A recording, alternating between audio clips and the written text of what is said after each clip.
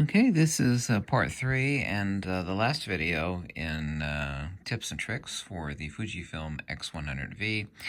I know you know about all the existing function buttons and the 4 swipe functionalities that you actually have for customization on your X100V, but also too, your focusing ring right here can be set up as a function button. You actually have several selections on what you can actually set for that. But will operate normally. It does not override because I have AF plus MF engaged on this camera, and I can't show you because I only have 2 hands, but with a half press of the shutter release button, of course, I can use this control ring for, of course, showing peaking for manual focus override. So it doesn't actually interfere with that. So if the half press of the shutter button is engaged for focus, I can use my other hand to actually show focus peaking, whether that be white, red, or blue, or whatever you want to actually show focus peaking. So what we'll do is we'll go into our menu settings, and then we go down to setup, and we go to button dial settings, and it's on page 2, and it's under control ring settings. And these are the options. They might expand it with a firmware update, but I mean, these are the most logical ones. I actually have it set for film simulation. You can also choose for a digital teleconverter, obviously so. For white balance and standard. Standard is default. Yeah?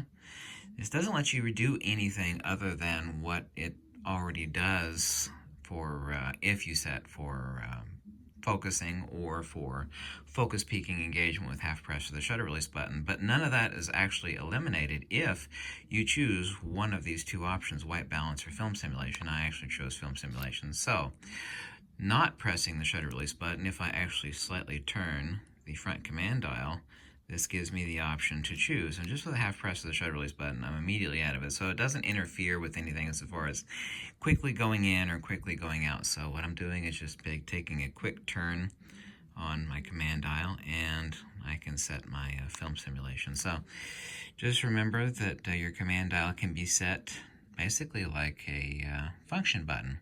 For white balance, really the 2 major choices are white balance or film simulation. I prefer film simulation.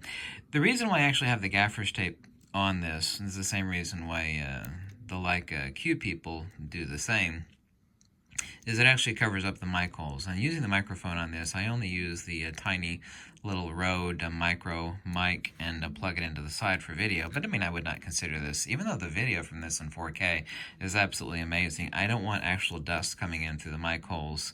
And since you can't clean the sensor on this camera, I don't want an infiltration point of dust getting in and possibly reaching the sensor, because once it's there, I mean, you can't clean the sensor. The camera has to literally be taken apart. So that's the reason why I do this. Another important thing, and this is a mistake people are making, okay? Imagine trying to, pour beans through a wide tube, right? It's not a problem, right? You just pour beans through a wide tube, right? What if you tried to pour beans through a funnel? It's like, well, you could do it, but, there's going to be resistance and friction. If you are doing video with the X100V, use a fast card. I mean, this does actually an extremely good 4K video. I mean, it's nothing to sneeze at. It does really good video. But if you're going to be doing video, use a faster card so you don't create a resistance bottleneck on the X100V camera.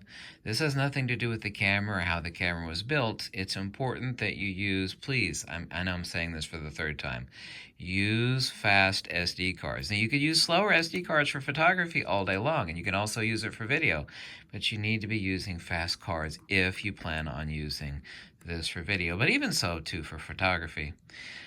Shooting in burst on the X100V. A lot of people don't do burst photography on the X100V. They just do single shot photography. But I mean, if you are doing that, this is also another reason why. Let's see, we go over here to drive, and I go over here to, 11 frames per second, or even 8 frames per second, or even a continuous low at 3, 4, 5, or 6 frames per second.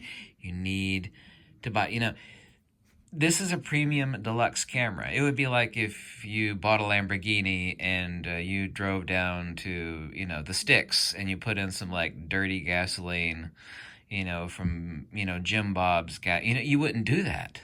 So don't put cheap, slow SD cards in your X100V camera. Just don't do it. Please heed my advice. I was like, well, you know, those cards are expensive, and they are. And they are expensive. Compared to the days of film, this is extremely cheap. You're perpetually having to dish out money for film.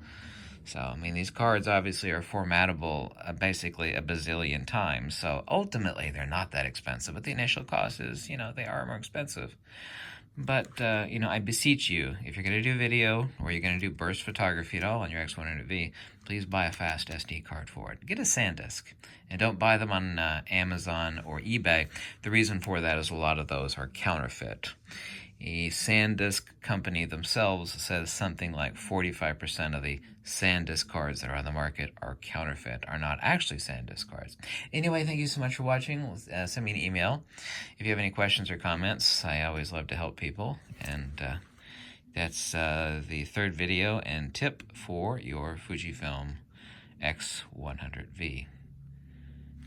And this one's mine, by the way.